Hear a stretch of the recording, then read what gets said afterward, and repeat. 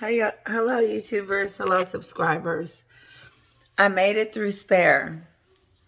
It was difficult, but I made it through it. And I literally fast forwarded the end. I did. I couldn't bear any more of it. And I started fast forwarding around the part, sorry, I have you in the dark, around when he started complaining about his military stuff was taken away, the security was taken away, the money was taken away. He started whining about that as if he didn't know he was going to lose it. Harry knew exactly what was going down. But he gets on there and he starts whining about it. Now I could know where South Park gets it. But then he starts talking about how Tyler Perry was coming to their rescue. Like we didn't know what we were going to do. They act like somebody was after them, like a mob, or like they had to go in hiding or something like that. I mean, it was Harry act like he was running from his family. You wasn't running from your family, Harry. Like, oh, we got to get out of here. This is so bad. That Meghan made you think that your family, you have been living with them for almost 30 to 40 years, and all of a sudden you running from them like it's a matter of life and death. I looked at my husband, he looked at me, and he said, he sounded like he in duress. I said, it sounds like he's running from something. Like he was running from his family. Like, we got to go, we got to go, we got to do this, and we got to do this now. And we don't have any security. And Tyler Perry says, okay, don't worry about it. I got your back. So no wonder Tyler Perry came to the rescue, because they was talking about how much they were damsel in distress. Millionaires.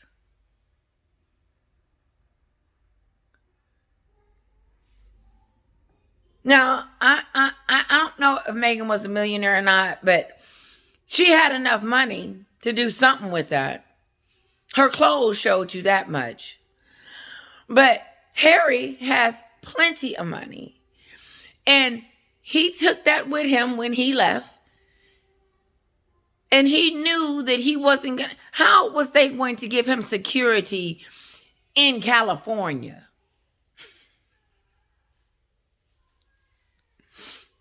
Check this out. So Meghan, Princess Meghan, thought that Harry's family was going to give them special security until God knows when, until they decided to come out with this or something, spare me, to make money. You can't tell me this is the only way that they can make money. Like they were over there in a duress state of mind. No, Meghan made you think that you needed to run from your family, Harry. This book is just in despicableness. They need to take it, put some lighter fluid on it, and light it. And set that sucker on fire. And Harry needs to do that to show us that he didn't mean any of this stuff in this book. He talks about his brother, the fight, don't tell Meghan, and he tells Meghan, and here we are discussing it. Because he decided that he needed to tell her. And so she thought it was a good idea for him to put it in a book. And how, I'm like all the rest of these journalists, how many times are you guys going to tell us this story? Harry goes in on the rotor, and all the protocols up into the last dollar. He knows everything there is to know about what he was going to lose in the process of him and Meghan leaving. He knew he was going to leave his security, but he acting dumb like he didn't know. Meghan, are we going to lose our security?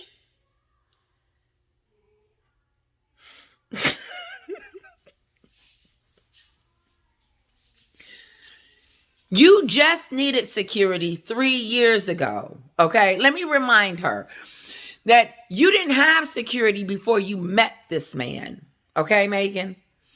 And so, since now you are privileged to it, and been giving it to you because you married him, Harry, you just expecting it. We're not going to get security. You ungrateful person, you. You go, oh, this is why, let me see. You go over there, you find a prince, and you don't even do it right.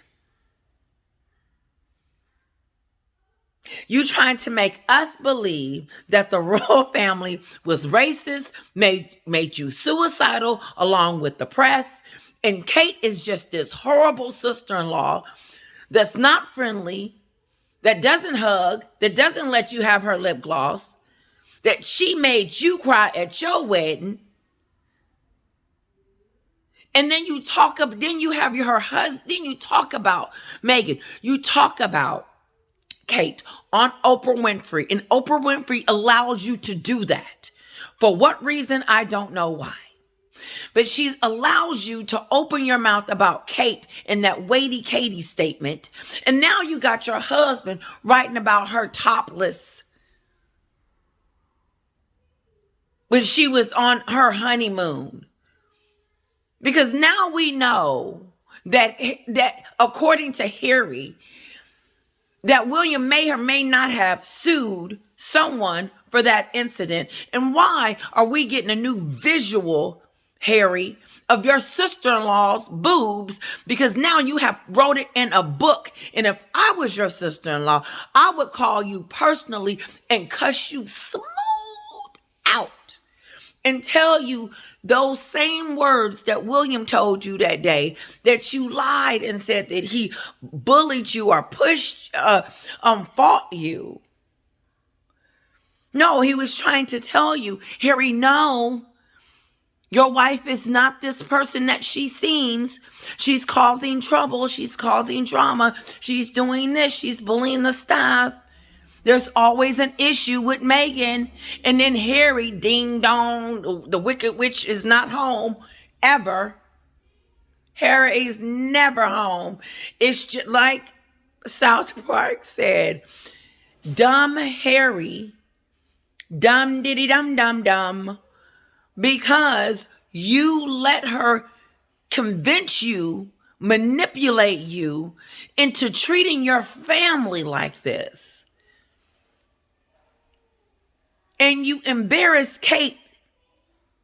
And then Meghan brings emphasis on Oprah's couch that, oh, by the way, her being treated nasty by the British press and the racism comments that she received straight out of Compton and Gangster Royal was the worst thing that happened to her.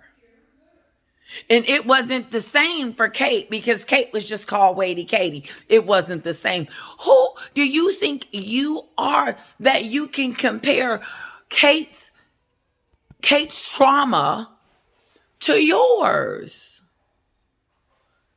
Shame on you. Shame on you, Harry, for letting your wife go in on your brother's wife and think it's okay to do that. And then you want us to believe some things have been leaked about you and Meghan. The story just is stupid. Harry wants us to believe that William and Charles and everybody else leak stories.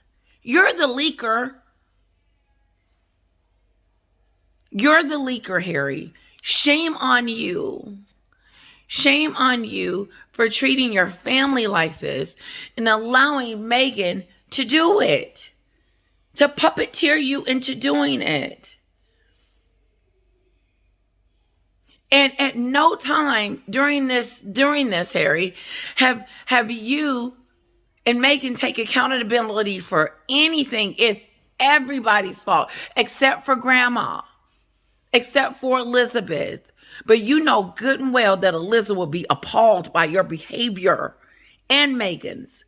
And she would not want you talking about Kate in a book.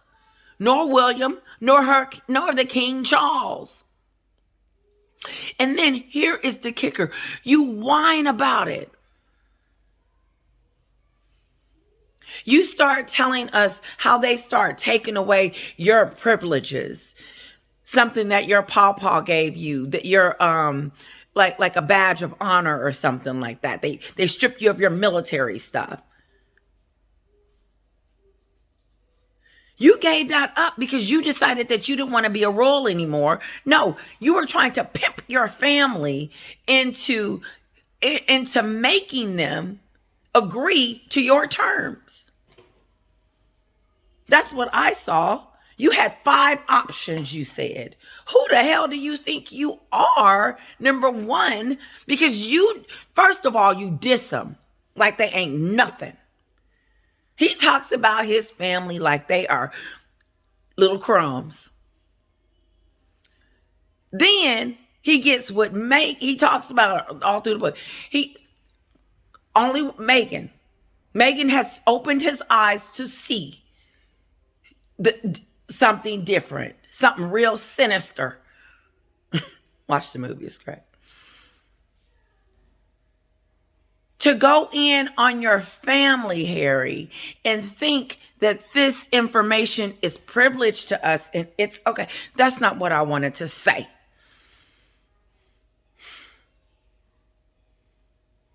You put this information in the book. I read it. It was very difficult. I got through it.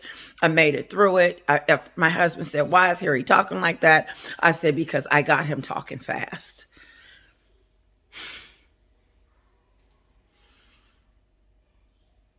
He talks about everybody, Camilla, everybody. You go in, you don't leave listen, Harry, you just woo. And you can't help but to think that there's a blackmailing element to this. He tells us, this is what I was talking about. He's got 5 options. I would tell Kira, you ain't got no options. You got one. You get somewhere and you sit down and you stay here and let mama take care of you until it's time for you to go, or whatever. But you're not going to give me any options, Harry. We're going to give them 5 options.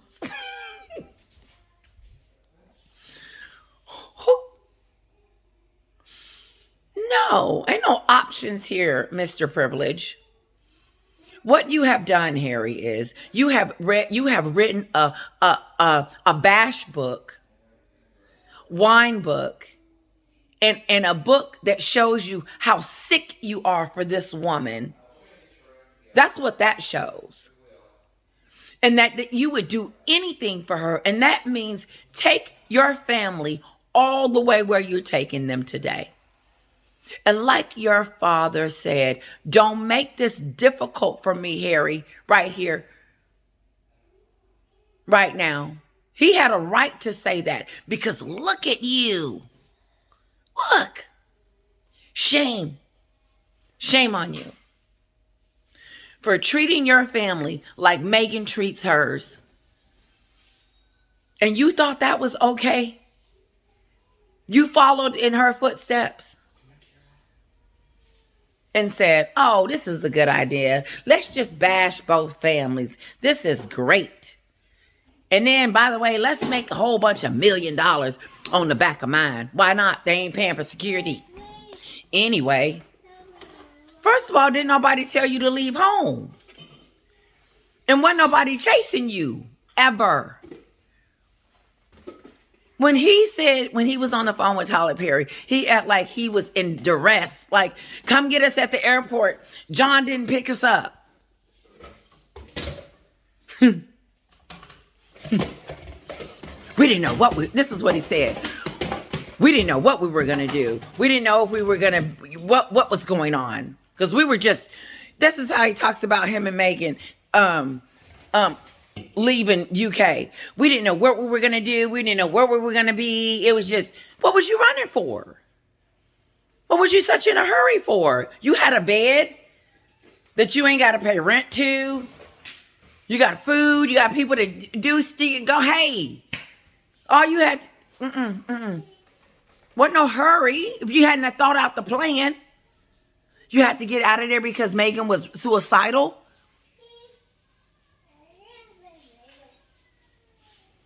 And then you talk about your grandmother like you respected her in her last days. This isn't respect. You had to call when she had to make that statement after Oprah. I don't believe that made her feel good, especially since she's been doing everything in her power to keep her family, because she's got a big family. That's a big family to try to keep up with and try to keep happy and try to figure out, is everybody doing the right thing? But guess who ain't? The king's son. And now he wants to call himself the Spare. No, Harry, your wife calls you Spare. She's talking to you and making you feel like you're Spare. Because your family has never treated you like that. Because if they did, then why would you be asking for having 5 options? As if you got demands. I believe you and Megan is running around here thinking y'all can pimp out excuse me, let me not say that, because I don't want you to cut me off. But you two thought that you were going to run around here and blackmail the royal family into getting what you want. Because if you didn't, then why would you come out with 5 options that they could choose from? I would have told you there's none of those. If you need to run and leave, then you don't need security. You and Megan put your family at risk when you thought it was a good idea to get on that freedom ride to Tyler Perry's house. You put yourself at risk because nobody was after you. The press, your family, nobody. And you had your own spot over there. You could have told Elizabeth, listen, don't come over here. Me and Megan don't want to see y'all, don't want to talk to y'all. What was you running from? Nobody and nothing. Megan was trying to get herself to Montecito so she can do the very things that she's doing right now.